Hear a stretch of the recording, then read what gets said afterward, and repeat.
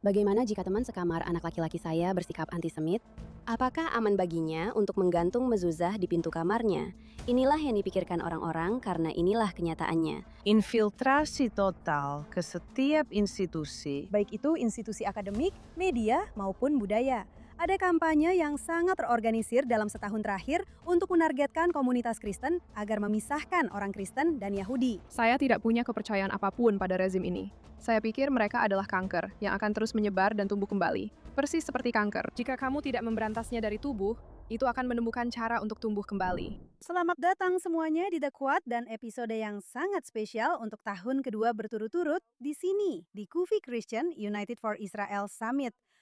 Sheila Nazarian, Dr. Sheila Nazarian, Anda adalah seorang Yahudi Iran yang tinggal di LA yang melarikan diri bersama keluarga Anda dan Anda melarikan diri dalam keadaan yang sangat berbahaya.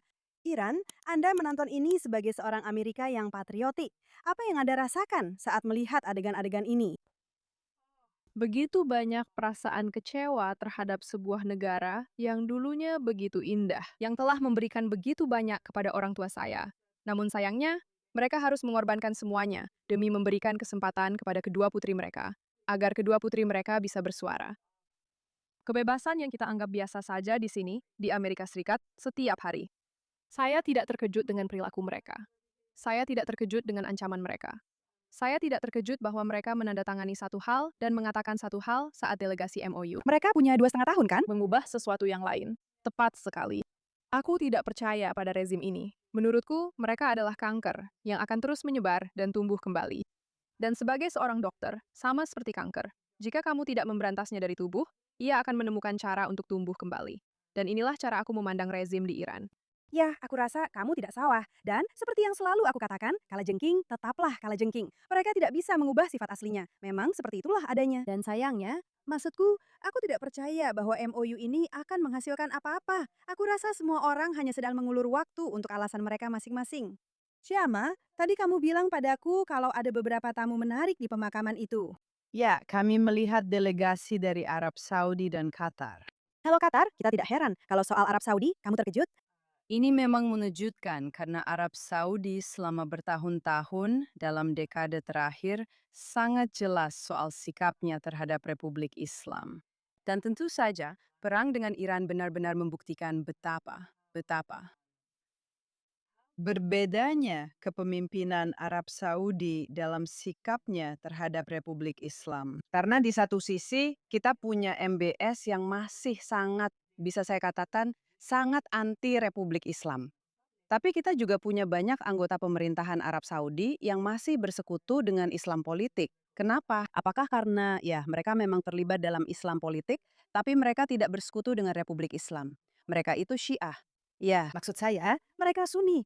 ya, memang. Arab Saudi punya populasi Syiah yang besar, terutama di provinsi timur yang disebut Syabkiyah, di mana cadangan minyak terbesar berada. Kenapa sih bajingan-bajingan ini selalu dapat minyak? Aku nggak ngerti. Ya, jadi ini benar-benar mengancam kelangsungan negara Saudi seperti yang kita kenal sekarang. Menurutku, masih ada satu hal lagi. Aku pikir sikap yang berubah-ubah ini, kamu tahu, Israel itu sekutu kita. Kita pernah berperang bersama mereka. Disebutkan bahwa mereka adalah sekutu yang ideal. Lalu minggu lalu, kita melihat pemerintah mengatakan, mereka sebaiknya bersyukur, dan kita tidak tahu apa yang dilakukan Israel, dan mereka sebaiknya mendengarkan kita. Jadi, kamu bisa membayangkan negara-negara Arab berpikir, jika ini adalah sekutu ideal mereka, dan beginilah cara mereka memperlakukan mereka, bagaimana mereka akan memperlakukan kami. Jadi ada masalah kepercayaan di sini. Mereka berada di kawasan yang sama. Iya, Mereka harus hidup dengan rezim ini jika rezim ini bertahan. ya. Jadi menurutku mereka mencoba untuk tetap bertahan di sini, sambil juga bersiap-siap jika terjadi sesuatu. Mari kita kirim delegasi ke pemakaman. Tapi kita juga coba untuk menormalkan hubungan di sini. Karena mereka tidak tahu siapa yang akan menang. Dan mereka juga tidak tahu berapa lama minat Amerika akan bertahan di Timur Tengah. Baik, sepertinya kamu sudah selesai. Sandra, kamu banyak melakukan lobi di Amerika untuk undang-undang yang mengungkap pendanaan gelap dari Qatar dan pihak-pihak lain yang sangat bermasalah. Apa yang bisa kamu ceritakan tentang fenomena yang sedang kita alami ini, di mana kita seolah-olah terbangun dalam mimpi buruk? Aku tahu ini sudah terjadi selama bertahun-tahun. Aku tahu kamu juga sudah mengetahuinya selama bertahun-tahun. Mengapa sekarang hal ini seolah-olah mencapai puncaknya? Ya, menurutku kamu sudah menggambarkannya dengan indah sebagai sebuah fenomena yang baru saja kita sadari.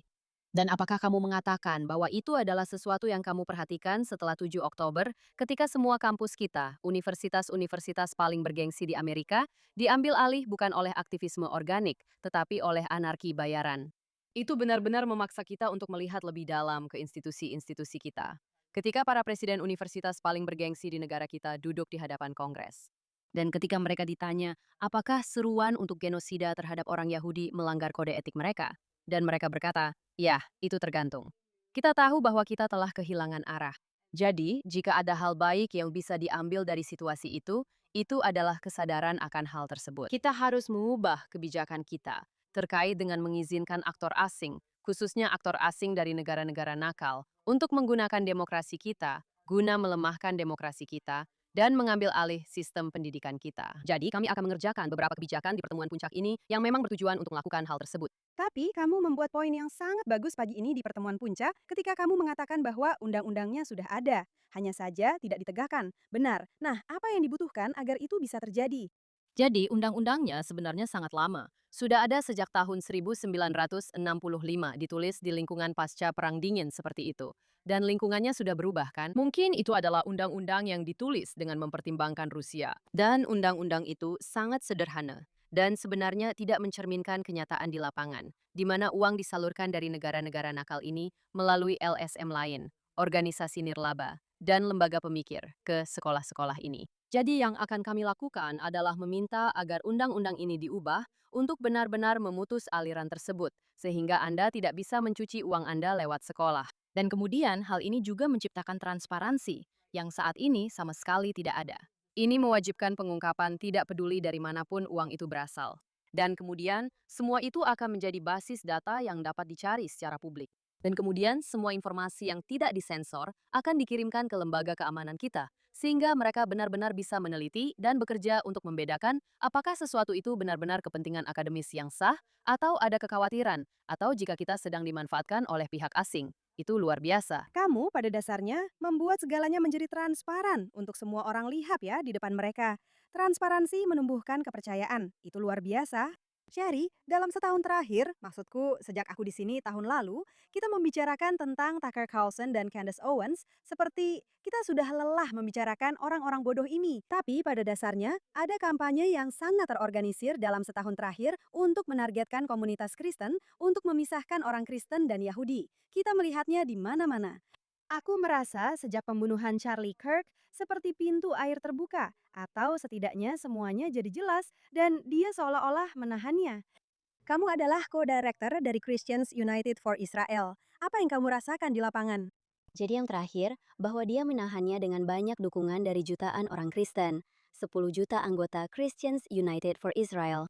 Pendeta Hagee telah menjadi jantung dari ini. Beliau adalah detak jantung dari perjuangan ini selama lebih dari 40 tahun. Dan pada akhirnya, jika kamu percaya pada Alkitabmu sebagai seorang Kristen, kamu tidak akan pernah memutuskan hubungan dengan Israel.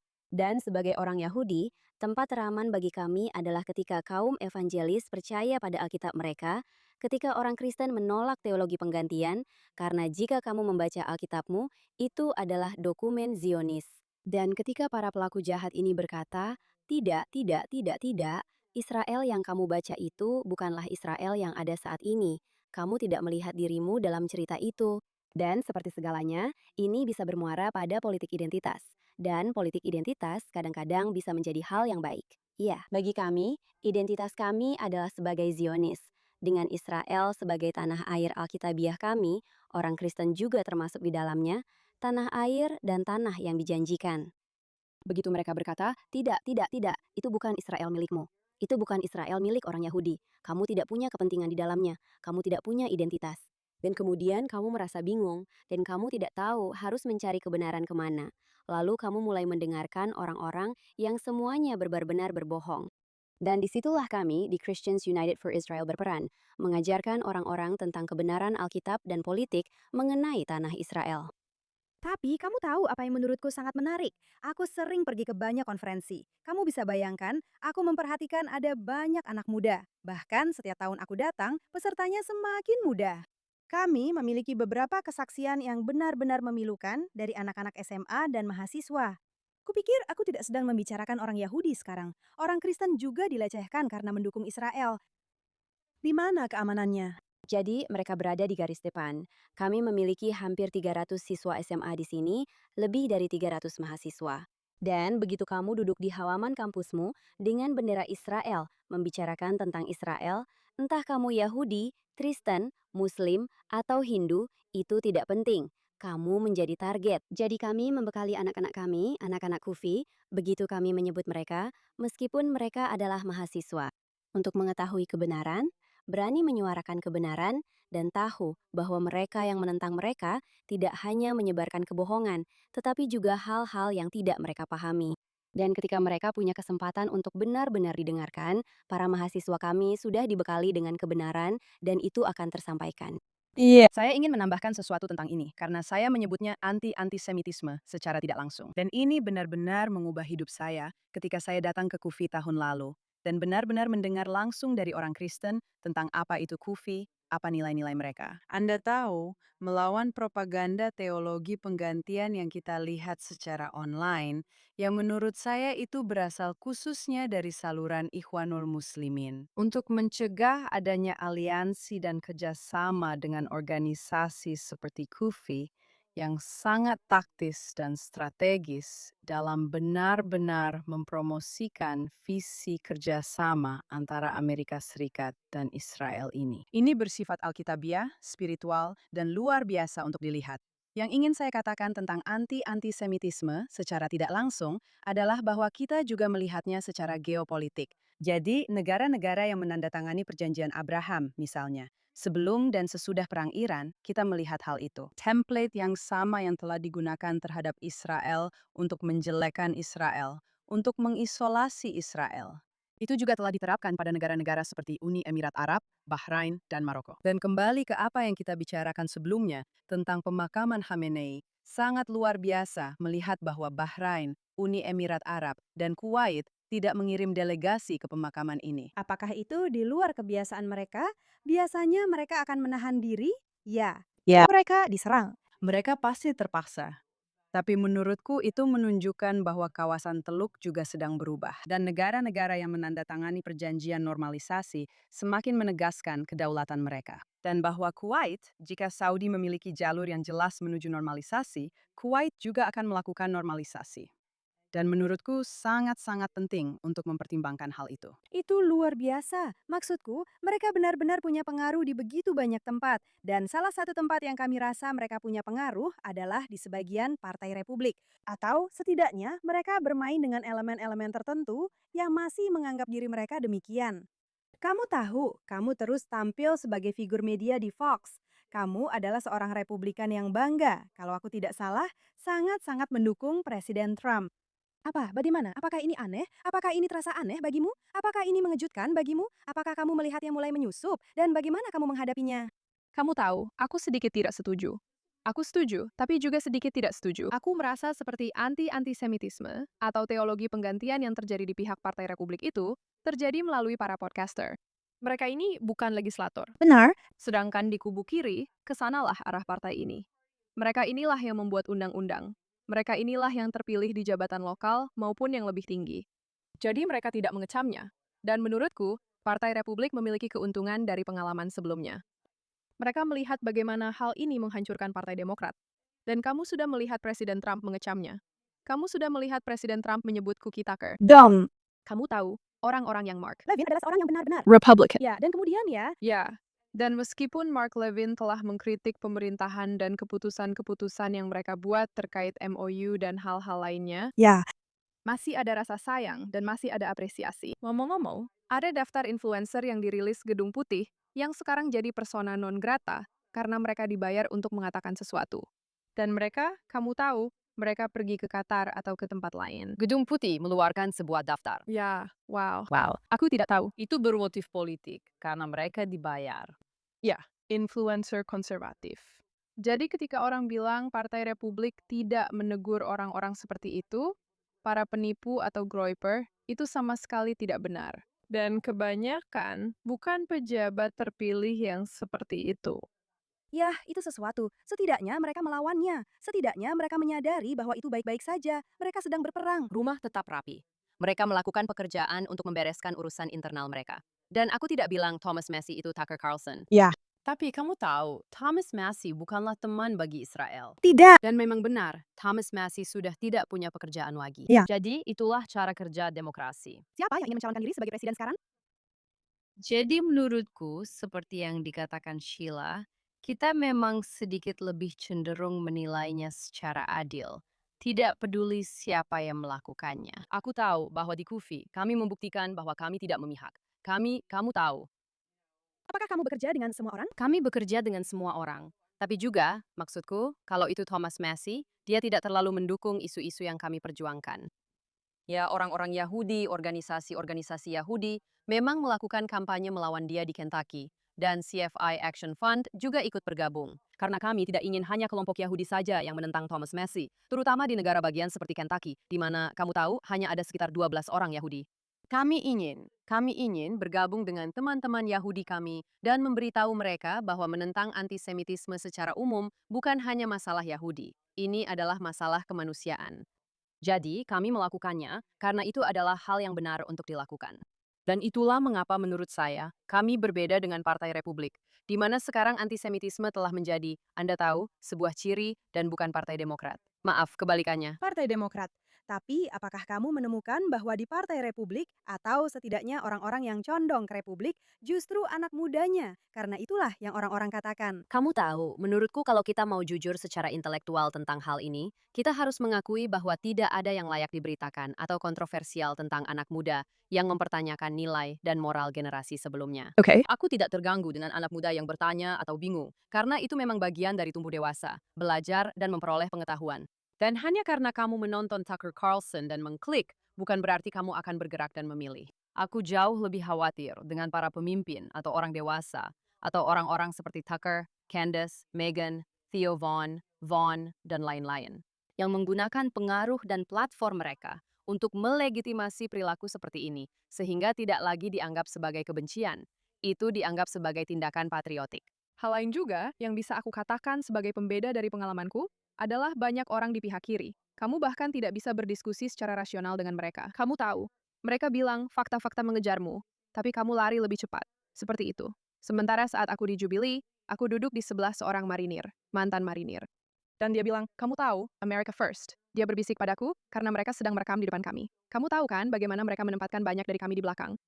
Dan dia bilang, America First, kita seharusnya tidak memberikan uang apapun ke Israel. Lalu aku berbisik padanya, kamu tahu, Israel baru saja menyingkirkan seorang anggota Hizbullah yang membunuh 42 marinir. Iya. Dan secepat itu, dia langsung berbalik dan berkata, kita harus membantu Israel. Kita harus membantu Israel. Secepat itu.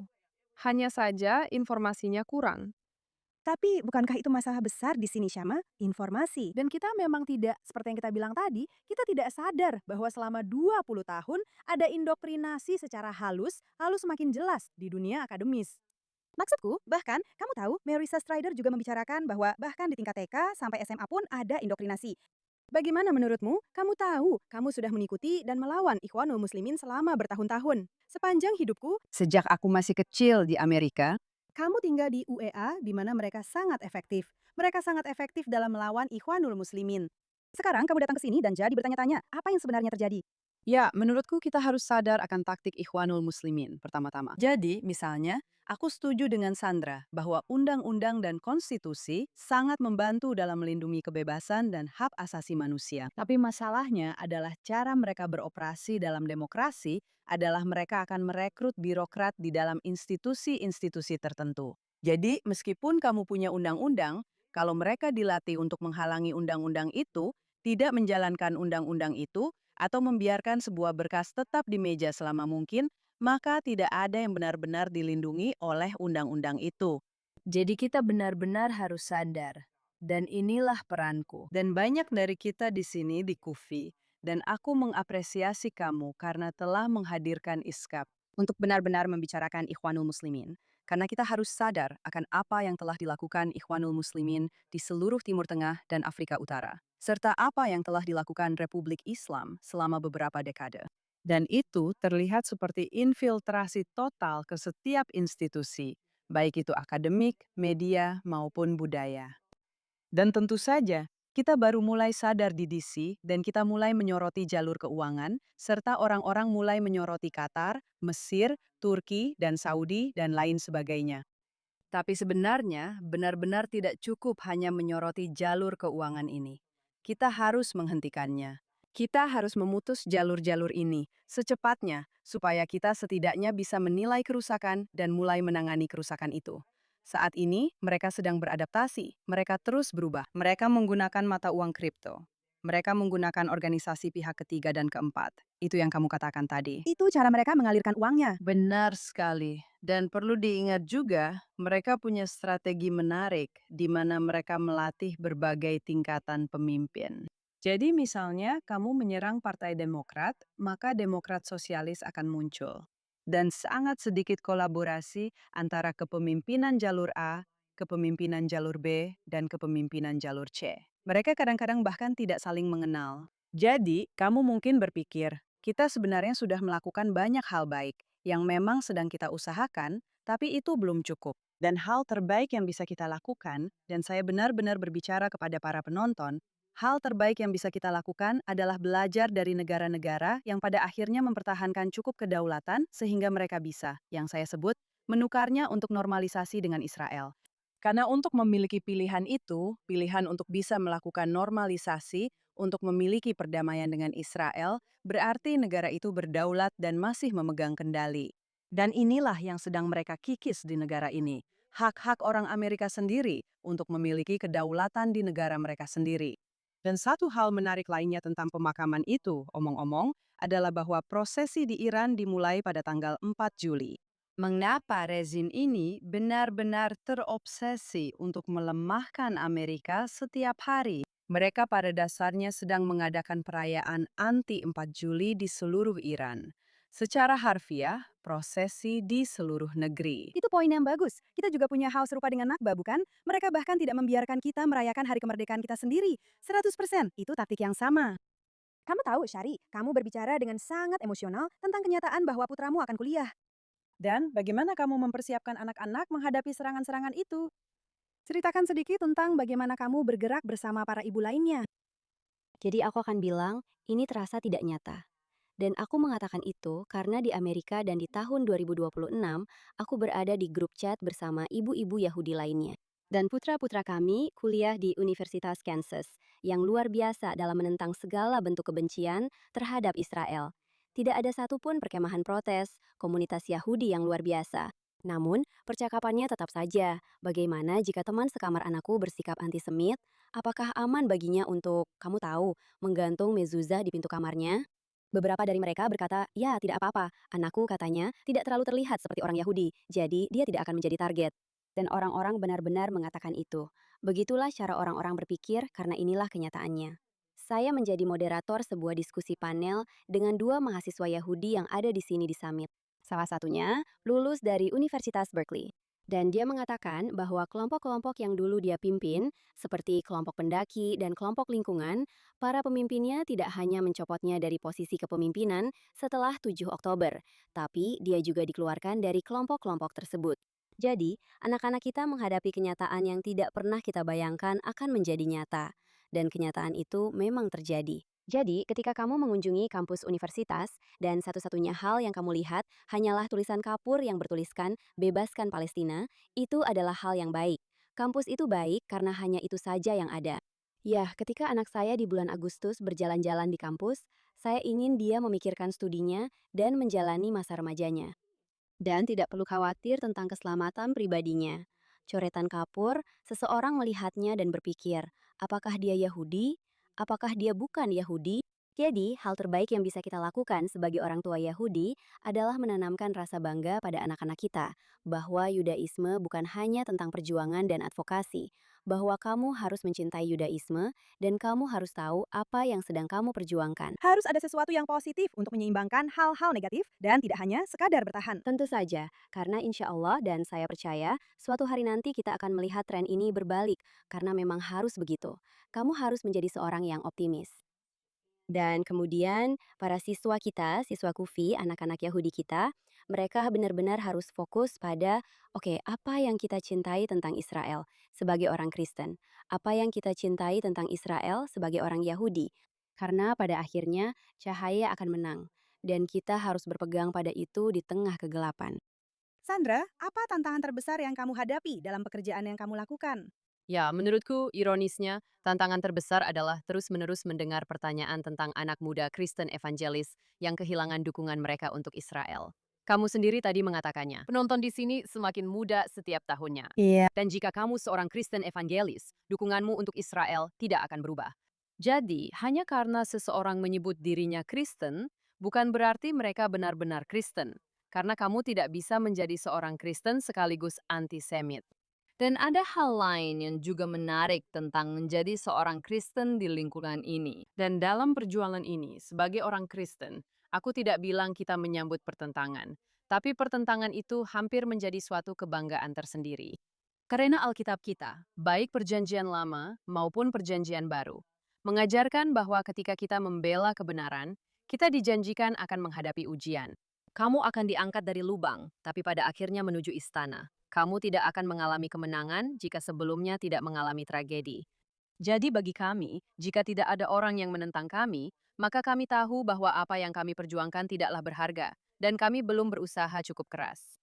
Jadi meskipun segala sesuatunya mungkin terlihat buruk atau terasa buruk dalam kaitannya dengan teologi Kristen, kamu tahu, kami sudah membangun bahtera. Kami siap menghadapi banjir. Jadi biarkan hujan turun karena kami akan baik-baik saja. Wow, maksudku begini, intinya adalah cancel culture itu masalahnya tidak ada yang mau berdebat. Mereka langsung memucilkanmu. Kamu seorang Zionis, kami tidak mau bicara denganmu. Maksudku, itulah masalahnya. Kamu bilang, kita terbiasa dengan perdebatan yang sehat, tapi mereka tidak mau berdebat. Mereka bahkan tidak mau bicara denganmu. Iya, maksudku kita sudah terbiasa kena cancel sejak lama, karena banyak hal yang berbeda-beda. Iya. Jadi, Dan sekali lagi, apa itu coping tahun ini? Sangat menyenangkan ketika keluarga datang dan kita bisa berteriak satu sama lain. Benar sekali. keamanan tahun ini benar-benar bagus. Ya, sangat bagus. Jadi, kamu tahu, itu tidak mengguncang fondasimu. Itu hanya bagi orang Kristen. Itu tidak berarti bahwa kita manusia super dan tidak pernah putus asa dan semua hal itu. Tapi itu hanya membuktikan bahwa apa yang kita perjuangkan memang layak untuk diperjuangkan. Iya. Dan karena kita masih merupakan republik konstitusional yang memiliki pemilihan umum yang penting, itu berarti jika kita mengesahkan undang-undang yang tidak dijalankan, Anda akan kehilangan pekerjaan Anda. Dan hanya ada segelintir orang yang baru saja mengalaminya di pemilihan pendahuluan mereka. Jadi pemilu memiliki konsekuensi. Kita adalah sistem dua partai, dan itulah yang dilakukan oleh CFI Action Fund. Ini mewakili suara jutaan anggota kami di Washington DC, setiap hari sepanjang tahun. Bukan hanya satu akhir pekan dalam setahun, karena kami tidak akan pergi kemana-mana dan kami akan didengarkan serta diperhitungkan. Ya, Tuhan memberkati Anda dan syukurlah Anda ada bersama kami. Sheila, bagaimana komunitas Persia di sini menghadapi semua ini? Kamu tahu, kamu tinggal di tengah diaspora Persia terbesar di dunia, yaitu California, LA. Dan kamu tahu, ada Persia Yahudi, ada Persia non-Yahudi. Semua orang cukup bersatu. Ini rezim yang buruk, mereka harus disingkirkan. Ada juga banyak aktor pro-rezim yang ada di sini, Nayak dan berbagai macam orang, juga berbagai organisasi semacam itu. Bagaimana menurutmu? Apakah mereka merasa frustrasi? Apakah mereka merasa kehilangan harapan? Atau apakah mereka merasa ini hanyalah tahap berikutnya dalam membebaskan Iran? Menurutku, kamu tahu, ini adalah komunitas yang beragam, dan aku rasa ada berbagai macam perasaan dan emosi. Menurutku, semua orang sangat berterima kasih kepada Presiden Trump atas semua yang telah dia lakukan. Ya, dan karena benar-benar mengambil tindakan terhadap rezim pembunuh ini yang telah menyiksa rakyat Iran dan membuat banyak dari kami. Syukurlah, hikmahnya, kami berada di Amerika. Tapi, Kamu tahu, kami kehilangan segalanya. Kami, iya, saat keluargaku datang ke sini, kami tinggal di apartemen 2 kamar tidur bersama 8 orang di dalamnya. Ayahku naik sepeda. Kamu tahu, kami harus belajar bahasa Inggris. Kami tidak tahu apa-apa. Dan bayangkan kalau berusia 45 atau 50 tahun dan harus memulai semuanya dari awal lagi di negara baru. Menurutku, banyak orang sangat frustrasi karena kami tidak menyelesaikan tugasnya. Dan beberapa pernyataan dari pemerintahan saat ini, seperti kami tidak pernah berniat untuk mengganti rezim, atau kamu tahu, kami telah menghancurkan militer mereka, dan itu saja tujuan kami. Banyak orang berkomentar di media sosialku. Kamu bilang bantuan akan datang. Di mana bantuannya? Jadi, menurutku ketika orang-orang Iran di diaspora melihat eksekusi publik terhadap anak-anak muda yang memprotes, hanya demi kebebasan dasar yang kita nikmati di sini dan anggap remeh setiap hari, itu sangat menyakitkan. Kamu tahu, itu menyakitkan karena ini bukan hanya soal pemilu paruh waktu yang akan datang di sini. Tapi menurutku, dan aku sedang mencoba mengedukasi orang-orang, mungkin cara kita orang Iran merasakannya mirip dengan bagaimana perasaan kita tentang Ukraina. Kamu tahu tentu saja, kami tidak ingin orang Ukraina menderita. Tapi seberapa besar kesediaan kita menanggung penderitaan sendiri di Amerika Serikat? Ya, itu memang salah satu bagiannya kan? Ya, jadi kalau kamu lihat orang Amerika biasa, kamu tahu, kalau mereka tidak mau harga bensin mereka naik dalam waktu lama karena Iran, kalau mereka tidak punya kesediaan menanggung itu dalam waktu lama, itu tidak membuat mereka anti-Iran. Itu juga tidak membuat mereka pro-rezim. Begitu juga dengan Israel. Itu tidak membuat orang menjadi antisemit. Itu hanya berarti, kamu tahu, aku sedang berusaha mencari nafkah di sini. Dan aku sedang berusaha mengedukasi orang Persia, orang Israel, dan orang Yahudi bahwa, kamu tahu, ada batas kesediaan tertentu. Sekarang, apakah aku pikir dunia akan lebih aman tanpa rezim ini dalam jangka panjang? Dunia, termasuk Amerika, ya, karena itu memang tujuan mereka yang sudah dinyatakan adalah matilah Amerika. Dan mereka benar-benar serius, mereka tidak akan berhenti. Mereka benar-benar percaya secara ideologis bahwa tidak akan ada kedamaian di bumi. Ya, sampai Israel dan Amerika dihancurkan. Dan kemudian mereka membuat semua orang masuk agama mereka, dan membuat semua orang masuk agama mereka, apapun caranya. Tapi kamu tahu, di saat yang sama, kita harus bersabar. Ada para politik. Jika Presiden Trump, kamu tahu, kehilangan DPR dan Senat, dia akan dimaksulkan, dan kemudian dia akan terjebak oleh tuntutan hukum. Ya, selama sisa masa jabatannya. Dan kemudian benar-benar tidak ada yang bisa dilakukan. Jadi menurutku, kamu tahu, itu menyakitkan. Menyakitkan hati kita melihat anak-anak muda terus dieksekusi setiap hari. Tapi di sana ada, kamu tahu, politik kita. Ada strateginya. Dan menurutku kita hanya harus berdoa dan percaya, serta punya sedikit kesabaran, meskipun kesabaran itu menyakitkan. Maksudku, aku benar-benar setuju denganmu. Aku mencoba melihat dari sisi positif. Dan aku berpikir pasti ada semacam strategi karena MOU ini, apapun itu, terlalu buruk untuk jadi kenyataan. Ini juga terlalu bagus untuk jadi kenyataan. Ini terlalu buruk untuk jadi kenyataan. Tidak mungkin, tidak mungkin. Menurutku, hal yang salah untuk dikatakan kepada penonton juga adalah mengatakan, kamu tahu, aku melihat ada jajak pendapat dari Israel, tapi sekarang tiba-tiba semua orang menentang Trump. Tidak, kamu tahu, itu hal yang salah. Tentu saja itu hal yang salah. Dan aku salah satu dari sedikit orang di media Israel yang mengatakan, mari kita sedikit bersabar. Ada sesuatu yang benar-benar tidak baik dengan ini. Mari kita sedikit bersabar. Aku pikir ada sesuatu lagi yang sedang terjadi. Dan aku pikir mereka pada akhirnya akan mengkhianati diri mereka sendiri juga. Tidak, tentu saja. Mereka akan mengkhianati diri mereka sendiri. Kalajengking akan selalu menjadi kalajengking. Dan memang begitulah mereka. Oke, hey, minggu ini kita melakukannya sedikit berbeda. Bajingan dan pahlawan sekaligus. Sandra, siapa bajingan dan pahlawanmu minggu ini? Minggu ini, bajinganku adalah mereka yang mengaku Kristen. Teman-teman Yahudi kita sudah lama harus menghadapi mereka yang mengaku Yahudi. Dan belakangan ini kita sering mendengar Tucker dan kelompoknya. Sebagai seorang Kristen, itu menyinggung perasaanku sebagai seorang Kristen. Sebagai seorang Kristen. Sebagai seorang Kristen. Jadi, orang-orang yang menyalahgunakan imanku untuk melegitimasi kebencian mereka adalah bajingan pilihanku minggu ini. Yah, bajingan yang cukup hebat dan pahlawanmu. Pahlawan-pahlawanku minggu ini sebenarnya sangat luar biasa indah.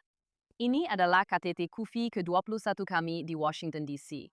Kami secara khusus telah mengupayakan inisiatif untuk mendukung Israel sepanjang hidup saya, yaitu tepatnya selama 45 tahun. Dan tahun ini, kami memiliki lebih banyak orang dari komunitas Yahudi di seluruh negeri dan dari negara Israel di sini dibandingkan sebelumnya. Dan mereka adalah pahlawan. Saya hanya dengan datang dan mendukung kami, serta berdiri bersama kami, dan memahami makna persahabatan sejati. Itu memberi saya begitu banyak harapan. Dan saya sangat bersyukur. Hati-hati dengan apa yang kamu inginkan, karena kamu tidak mau dalam 5 tahun ke depan acara ini menjadi konferensi Yahudi, oke? Jumlah kami jauh lebih banyak daripada jumlah kalian. Kami tahu itu, tapi sepertinya kami bisa berada di mana-mana. Sherry. Jadi, siapa bajinganmu dan pahlawanmu? Jadi, Sandy dan aku sangat mirip, dan dalam beberapa hal, tentu saja, dalam hal agama kami berbeda. Yang satu Kristen, yang satu Yahudi. Jadi, bajingan pilihanku minggu ini adalah beberapa bajingan yang mengatasnamakan orang Yahudi. Dan ketika mereka mengatakan hal-hal atas namaku yang bersifat anti-Zionis, anti-Yahudi, itu menyakiti hatiku dan hati anak-anakku. Dan itu melukai identitas kami sebagai orang Yahudi. Jadi, mereka yang berpura-pura berbicara sebagai orang Yahudi sebenarnya tidak berbicara sebagai orang Yahudi, dan bertindak sebagai orang Yahudi adalah bajingan pilihanku minggu ini. Tapi di sisi yang berlawanan, pahlawan mingguku adalah ribuan anggota KUFI dari 50 negara bagian. Mereka naik pesawat, naik mobil, mengambil cuti kerja, dan mereka datang ke Washington untuk satu alasan, dan hanya satu alasan, yaitu berdiri bersama Israel dan melawan antisemitisme. Saya sudah berada di KUFI selama 19 tahun dan saya tidak pernah berhenti merasa kagum. Malam pertama ketika saya melihat sekeliling ruangan dan melihat semua pengorbanan yang telah dilakukan orang-orang untuk datang ke sini demi memperkuat demokrasi kita, untuk berdiri bersama Israel dan bangsa saya, bangsa Yahudi, itu adalah momen terbaik dalam tahun saya. Sebenarnya ini sangat mengharukan. Saya tidak tahu sudah berapa kali saya menangis karena saya merasa mereka mengorbankan hidup mereka untuk membantu kita, untuk menjadi sasaran secara metaforis, untuk menerima semua serangan yang mereka terima hanya karena datang dan berdiri bersama kita. Bagi saya, ini sangat-sangat mengharukan.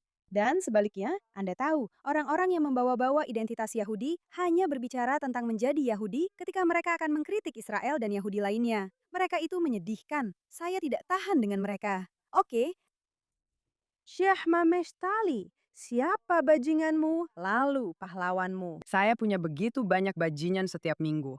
Tapi saya ingin memberi perhatian khusus kepada orang yang menyebut dirinya sendiri sebagai Houthi dari Toronto yang mengejar orang Yahudi minggu lalu. Dan kita melihat pola yang sama di Eropa juga, di mana di Barcelona, tepat setelah ibadah Syabat, sekelompok massa Spanyol mengejar orang Yahudi pada hari Syabat dan menyebut mereka pembunuh bayi. Saya sendiri pernah mengalami hal ini di Brooklyn, di mana saya diserang dan diintimidasi beberapa kali dalam 1,5 tahun terakhir, dan disebut sebagai arsitek genosida, pembunuh bayi, dan semua sebutan itu. Dan karena itu, pahlawan saya minggu ini, dan secara khusus karena ini adalah hari Senin, Senin pertama setelah 4 Juli, dan 4 Juli adalah, seperti yang kamu tahu, hari ulang tahun saya. Ya, selamat ulang tahun. Terima kasih banyak. Sharma dan Amerika Serikat merayakan ulang tahun pada tanggal 4 Juli.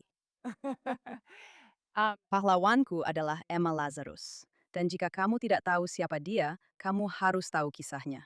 Emma Lazarus adalah seorang aktivis, seorang penyair wanita. Dia benar-benar membantu membentuk budaya Amerika sebagai tempat perlindungan bagi para imigran, khususnya yang melarikan diri dari penganiayaan, untuk menemukan kebebasan, kemerdekaan, dan kemakmuran di sini.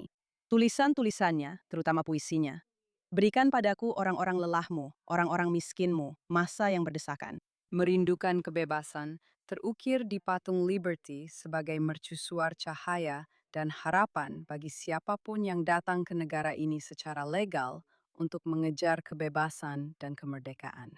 Yang menarik dari Emma Lazarus adalah pada pertengahan tahun 1800-an, saat orang Yahudi Rusia dianiaya dan diserang di jalanan oleh massa yang mirip dengan apa yang kita saksikan hari ini, dia menjadi seorang Zionis yang vokal. Dan apa yang terjadi padanya? Dia dikucilkan oleh semua komunitasnya. Pada tahun 1800-an. Pada pertengahan tahun 1800-an. Ya Tuhan. Semua kaum progresif yang melihatnya sebagai pembela imigran dan orang-orang yang berasal dari komunitas yang teraniaya, mereka benar-benar menyingkirkannya dan mengucilkannya. Dan dia benar-benar mengembangkan semacam penyakit dan gangguan stres pasca trauma yang akhirnya membunuhnya di usia pertengahan hingga akhir 30-an. Dia baru saja bepergian ke Eropa untuk benar-benar membicarakan masalah antisemitisme dan memperjuangkan negara Yahudi 10 tahun sebelum Herzl mengatakan apapun tentang Zionisme. Jadi, jangan lupakan kisah Emma Lazarus dan jangan lupa untuk berjuang atas namanya. Karena jika tidak, 1 abad dari sekarang, kita akan terus terjebak dalam kisah yang sama lagi dan lagi. Wow, Syama, dan sangat luar biasa bahwa kamu menciptakan sebuah organisasi atas namanya, seorang perempuan Yahudi Sefardi yang berjuang melampaui zamannya. Ya, Dan kebanyakan orang bahkan tidak tahu siapa dia. sungguh disayangkan. Seorang wanita yang luar biasa dan menginspirasi yang seharusnya kita semua teladani, kagumi, dan pelajari kisahnya. Terima kasih, Syama. Dr. Sheila, siapa penjahat dan pahlawan Anda?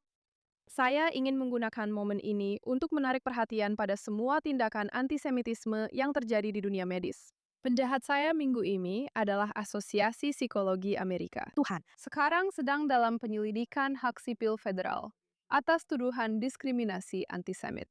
Wow, mereka telah menggunakan kata-kata seperti terapi dekolonial dan diduga memakai istilah itu untuk menganggap Zionisme sebagai gangguan mental. Ya Tuhan. Jadi perhatikan baik-baik. Banyak antisemitisme yang terjadi di antara dokter, perawat, dan lainnya. Iya. Di sisi lain, pahlawan saya minggu ini adalah Asosiasi Medis Yahudi Amerika, di mana saya adalah salah satu anggota dewan, yang telah memberikan edukasi kepada Kongres, yang telah menjadi secercah harapan, dan garda terdepan untuk melawan antisemitisme di tempat kerja, khususnya di lingkungan medis. Jadi, lahir dari peristiwa 7 Oktober, organisasi ini sudah mencapai begitu banyak hal. Jika Anda belum pernah mendengar tentang Asosiasi Medis Yahudi Amerika, pastikan untuk mencari tahu tentang mereka. Wah, Sheila, kenapa situasinya begitu buruk di profesi medis? Kita sudah melihatnya di Inggris, kita juga sudah melihatnya di Australia. Saudara perempuan saya mengalami insiden sendiri di Gibraltar, tempat asalnya, dengan seorang perawat yang antisemit. Apa yang sedang terjadi? Kenapa di sana? Menurut saya, keberagaman, kesetaraan, dan inklusi sangat buruk. Saya beri contoh saja. Sekolah kedokteran UCLA dulu, 20% mahasiswanya adalah Yahudi. Mereka mendatangkan seorang petugas DEI yang sangat buruk. Begitu banyak hal mengerikan terjadi di sana. Mereka menghapus sistem berdasarkan prestasi. Wow. 50% dari mahasiswa kedokteran gagal dalam ujian dasar mereka. Ketika mereka memasuki tahun klinis, mereka tidak bisa mengidentifikasi anatomi dasar. Mereka menurunkan penerimaan mahasiswa Yahudi menjadi 1%, karena mereka berpikir tingkat penerimaan harus mencerminkan persentase representasi di Amerika Serikat. Wah, jadi karena orang Yahudi hanya sekitar 2%, kan? Mereka hanya menerima satu orang Yahudi per tahun. Dan jadi menurutku itu, tapi hal lainnya, Juga, apakah menurutmu orang-orang menjadi dokter dengan standar yang lebih rendah? hal lain yang menurutku benar-benar perlu dikatakan. Banyak orang didoktrin oleh orang tua mereka saat makan malam, tumbuh besar di Iran dan kemudian berada di komunitas. Mungkin beberapa orang tidak tahu aku Yahudi. Aku pernah mendengar apa yang mereka katakan saat makan malam. Orang Yahudi begini. Orang Yahudi begini, orang Yahudi begitu, kan? Jadi, berpikir bahwa 4 tahun pendidikan kedokteran akan menghapus indoktrinasi antisemit yang sudah ditanamkan seumur hidup dari keluargamu sendiri, itu adalah kebohongan. Mereka hanya membawanya masuk. Iya, satu hal lagi. Apa sih mahasiswa kedokteran itu? Anak kesayangan dosen. Jadi kalau mereka sudah diajari oleh dosen, mereka apa yang harus dipercaya dan bagaimana mempercayai tentang Yahudi atau tentang Israel, mereka pasti ingin membuat dosen mereka bangga. Dan kita benar-benar lengah dengan indoktrinasi yang terjadi, bukan hanya di kampus universitas, tapi juga di pendidikan dasar sampai menengah, yang mempersiapkan mereka untuk pola pikir seperti ini. Kita benar-benar lengah. Dan memang, kalau kamu ingin mengambil alih sebuah negara, kuasai universitas mereka, kuasai pikiran generasi berikutnya. Itulah yang dilakukan Iran untuk menjatuhkan rezim Pahlavi. Ya, benar sekali. Mahasiswa di kampus, kaum kiri yang berkata, kenapa Syah tinggal di istana? Kenapa ada tunawisma di jalanan? Kenapa tidak ada kesetaraan? Dan selalu merasa lebih bermoral, menggunakan kata-kata indah seperti keberagaman, kesetaraan, inklusi. Ini adalah kata-kata yang mereka gunakan untuk membuatmu merasa seperti sedang melakukan sesuatu yang baik, padahal sebenarnya kamu sedang mendukung kehancuranmu sendiri. Sungguh luar biasa bagaimana tidak ada yang benar-benar baru di bawah matahari, bukan? Tidak ada yang baru. Kita menemukannya di Alkitab. Kita juga menemukannya dalam 50 tahun terakhir. Kita memang benar-benar tidak ada yang baru di bawah matahari.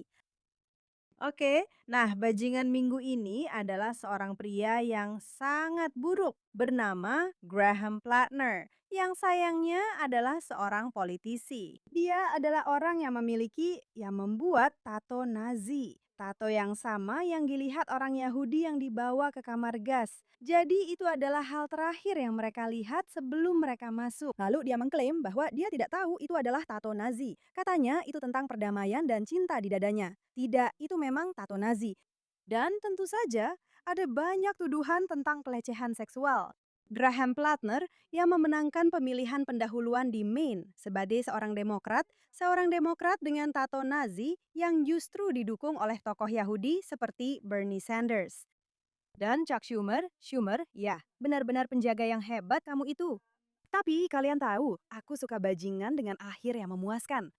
Dan bajingan yang satu ini punya akhir yang sangat bahagia untuk kita. Karena ternyata dia mundur dari pencalonan. Karena tebak apa? Ada wanita lain yang muncul dan mengatakan bahwa dia diduga memperkosanya. Karena tahu tidak, orang-orang busuk telah meninggalkan racunnya di mana-mana. Jadi, hanya masalah waktu sebelum ada orang lain yang muncul dan mengatakan bahwa sampah dengan tato Nazi ini juga seorang pelaku kekerasan terhadap perempuan. Mengejutkan ya?